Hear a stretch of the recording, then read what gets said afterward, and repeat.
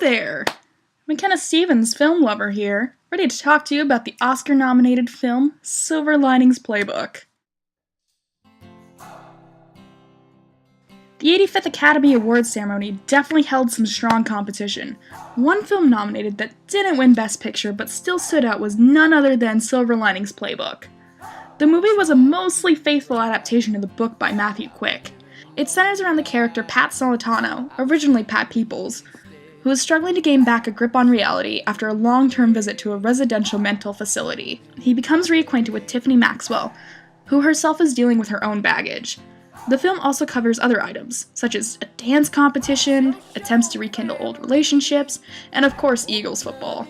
The film was generally praised, however, critics took an element of the film and ran with it. The film heavily revolves around the mental illnesses that Pat and Tiffany suffer from, and many have criticized how it was done. But was it really done that awfully? Did the film really portray those suffering from bipolar disorder among many other illnesses in a bad light?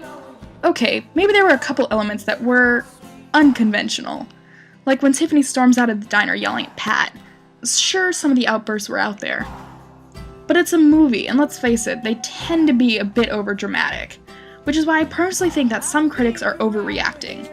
As far as bipolar disorder goes, yes, the film did only portray the manic side, but is it necessarily a bad thing? Psychologists have stated that while the film did mainly portray one side, it wasn't necessarily wrong. Dr. Steven Schlossman praised the film's accurate depiction of detail. For example, Pat's refusal to take his medication, which was a focal point of distaste amongst critics. People complained that the movie portrayed that you didn't need medication to cure yourself. All you needed was love.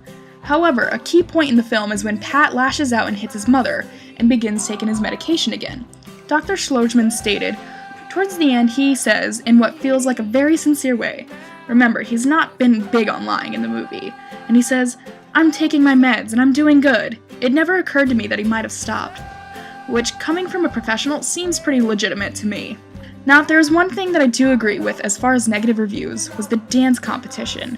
One critic stated it was more so mocking of Pat and Tiffany, which, in comparison to the book, it was. So in the book, there was this beautiful moment in which the dance competition isn't really a competition, and Pat and Tiffany's dance goes perfectly, and everyone cheers and some tears are shed.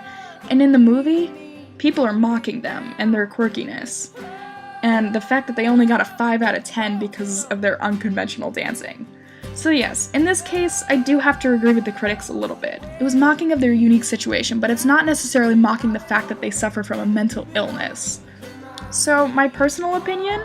Silver Linings Playbook was a great film with some rather minor flaws as far as what the critics said. I definitely feel as if they were overreacting. The film does not portray that romantic love alone solves problems. Pat did go through character development. He moved on from his past life. And while he does still struggle with his problems, he begins accepting the love around him from his parents and his friends. In the end, while different from the book, I feel the film did very well compared to other films portraying mental illnesses. It was a movie about growth, acceptance, and love. And what else could you need?